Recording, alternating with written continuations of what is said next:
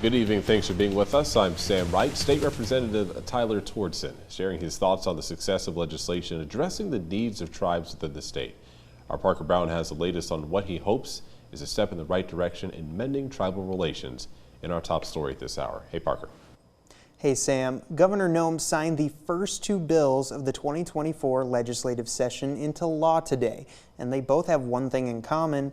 They both address tribal relations. One of those is Representative Tordson's House Bill 1041, which fixes an accidental oversight that previously didn't include the tribes as eligible for infrastructure grants and loans. The relations between the state and the 9 American Indian tribes in South Dakota has been rocky in recent years. Only 2 of the tribes even agreed to have their flag displayed in the Capitol Rotunda earlier this month. I think it's powerful. It's something that we've been talking about for many years. 2019, I think politics got in the way in that in the last couple of years, which is unfortunate.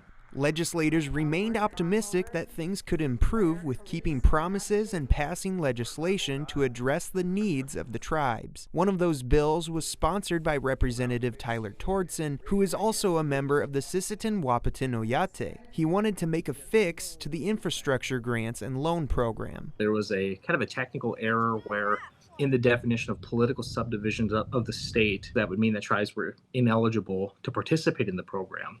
And so there was a lot of consensus right away. I kind of just planted the flag and said, hey, this was not the intent.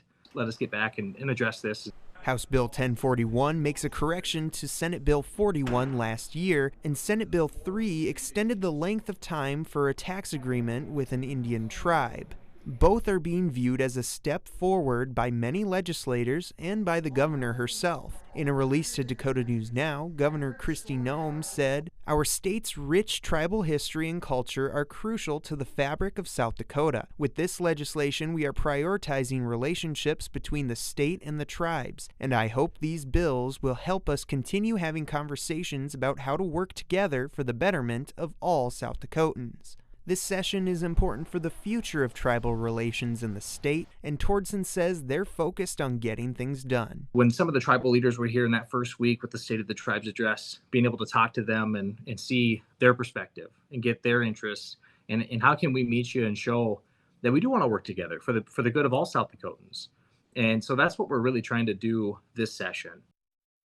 Representative Tordson expects even more legislation will be passed to address issues facing tribal communities around the state. One of his goals is also to see all 9 tribes to have their flags displayed in the Capitol Rotunda by the end of the legislative session. We also received a statement from Tribal Relations Secretary Dave Flute, and you can view his full statement on this story at dakotanewsnow.com. Sam? Parker Brown for us, Stephen.